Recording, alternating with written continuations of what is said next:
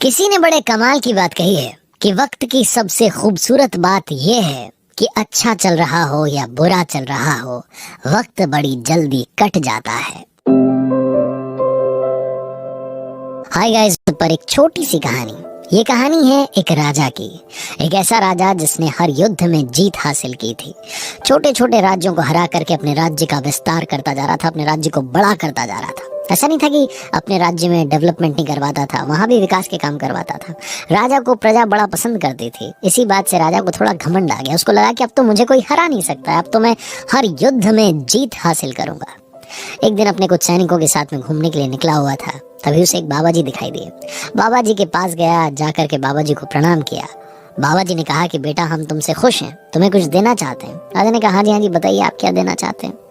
तो बाबा जी ने उस राजा को एक ताबीज दिया और कहा कि इसे अपने गले में पहन लेना।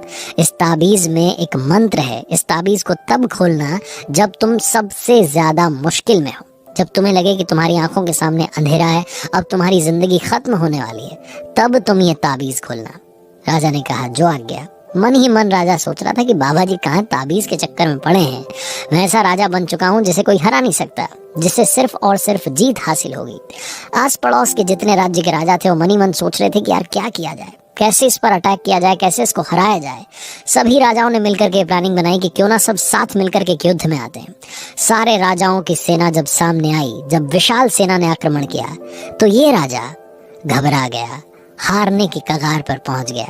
युद्ध भूमि से डरता हुआ, भागता हुआ जंगल में निकल गया। रास्ता भटक चुका था, इसे लगा था कि अब सब कुछ खत्म हो गया है। ये राजा वहां छुपने के लिए जगह ढूंढने लगा। तभी इसे वहां पर एक गुफा दिखाई दी।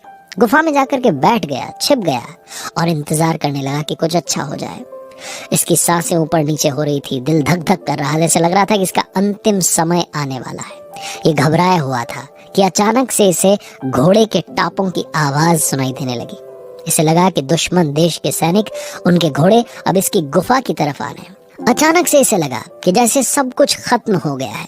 अचानक से इसने महसूस किया कि इसकी आंखों के सामने अंधेरा है, इसकी मृत्यु होने वाली है। इसको सैनिक पकड़ करके ले जाएंगे, फांसी दे देंगे। इसका राजपाट तो छिन ही गया है, अब जिंदगी भी चली जाएगी। ये राजा निराशा की तरफ जाता जा रहा था। तभी से अचानक याद आया कि उन बाबा जी ने एक ताबीज दिया था जो गले में पहना हुआ था।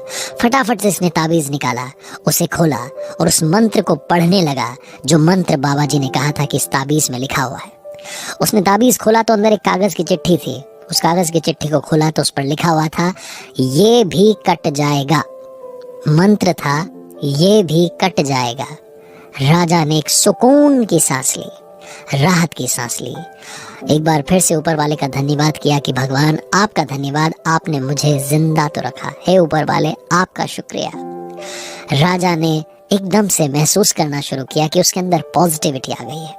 उसे वो जो घोड़े के टापों की आवाज सुनाई दे रही थी वो भी अब दूर जाने लगी। थोड़ी देर बाद वो घोड़े के टापों की आवाज सुनाई देना बंद हो गई। राजा धीरे से उस गुफा से बाहर निकला, जंगल में कुछ दिन रहा, वहां फिर से अपनी सेना बनाई, फिर से उस राज्य पर आक्रमण किया जो उसका खुद का था, जिसे किसी ने हथिया लिया था, और उस राज्य पर फिर से अपना झंडा कायम किया। छोटी सी कहानी बहुत बड़ी बात सिखाती है। जिंदगी में घबराइएगा मत, क्योंकि अच्छा चल रहा हो या बुरा चल रहा हो, ये भी कट जाएगा। बड़े से बड़े संकट टल जाएंगे। अगर आप चैंपियन हैं, चैंपियन की तरह सोचते हैं, तो आप चैंपियन ही बने रहेंगे। आप अपनी सोच को बस बुलंद रखिए, और चैंपियन बनने का सिर्फ एक रास्ता है, हार्ड वर्क और उसके साथ स्मार्ट वर्क।